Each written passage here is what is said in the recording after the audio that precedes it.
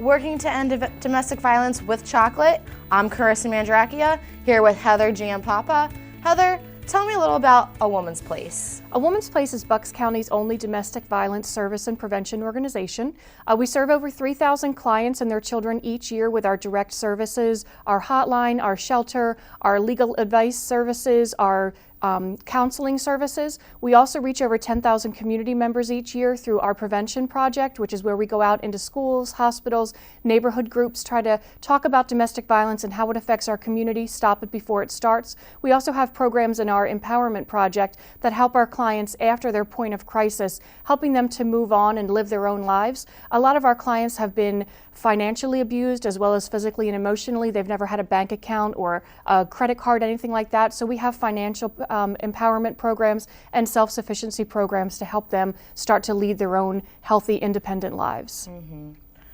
So you said, is it correct that you said you were the only kind of community that actually does this? We are the only one in Bucks County, yes. So we serve from Quakertown to Croydon and everywhere else in between. We have 37 full and part-time advocates, staff, but we also have a huge volunteer community that helps us with our work. We just couldn't do it by ourselves. So we have a really vibrant volunteer program. Information on that is available on our website as well as all of our other programs. So it seems like you really, try and get into the community, help as best as you can. We do, absolutely. Well, since domestic violence is something that is a little, it's something that's very important and serious in our community, and that's great that you guys can, do something to help the community.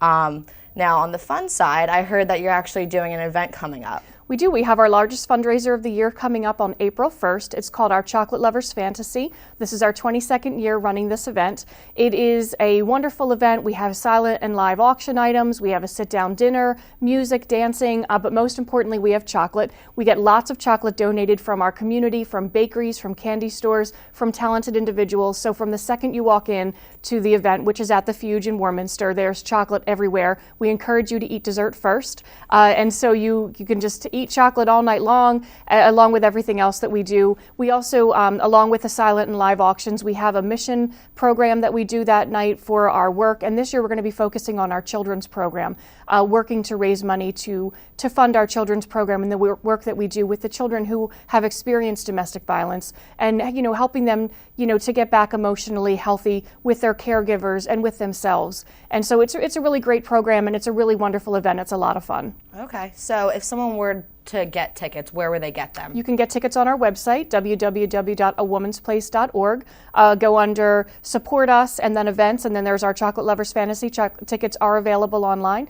More information about the event is available online too. Okay, when is this event? It's April 1st at the Fuge in Warminster. Okay, so getting ready for Easter with some nice chocolate. There you go, exactly. Is there like different kinds of chocolate? All kinds of different, yes. There's candy, there's cakes, there's cookies, there's brownies, anything that you could possibly want. Wow. The good thing about going out into the community and working with so many of the bakeries and candy stores that we've been doing, like I said, for almost 2 decades now, or over 2 decades, is they really get creative, and they really want to impress our guests, and they do with what we have there. That's awesome. Well, thanks so much for doing that. That's that's a great thing. And me personally, I love chocolate, so I might have to stop by for some chocolate. I hope you do. So tell me a little bit more about, your organization. You said the children's event. Like, what exactly is that? Well, we serve clients and their children because children are affected by domestic violence when their parents are affected by domestic violence. It's really a family issue. And so we help both the victim and their children. The victim obviously needs so many things right in that point of crisis, and we can be there for you at that moment. We have an 800 hotline, 800-220-8116. You can call 24/7 anytime that you need help, and we can be there to help you make sure that you are safe in that moment.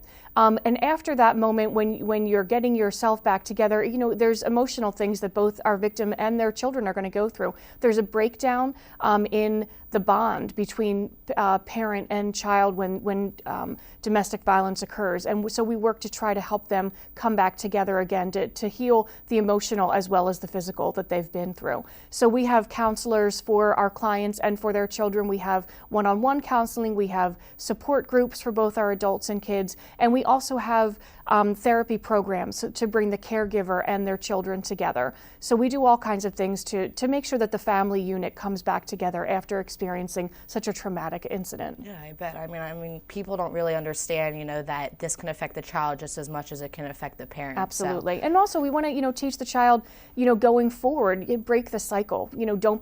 Don't just because this is what you've seen in your childhood doesn't mean that this is what you have to take with you for the rest of your life. And that's a lot of what we do out in the community too. Our education program, we start in 4th grade teaching healthy friendships, and we go up to senior year high school and into colleges to teach safe dating, because and domestic violence isn't going to end until we get to the core of it, until we talk about how we treat each other and equality.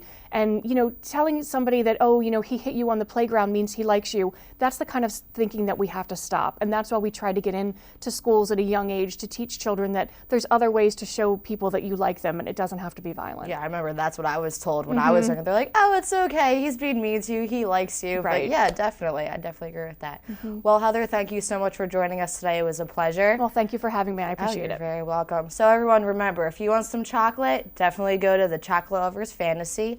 I'm Carissa Mandrakia. Have a nice day.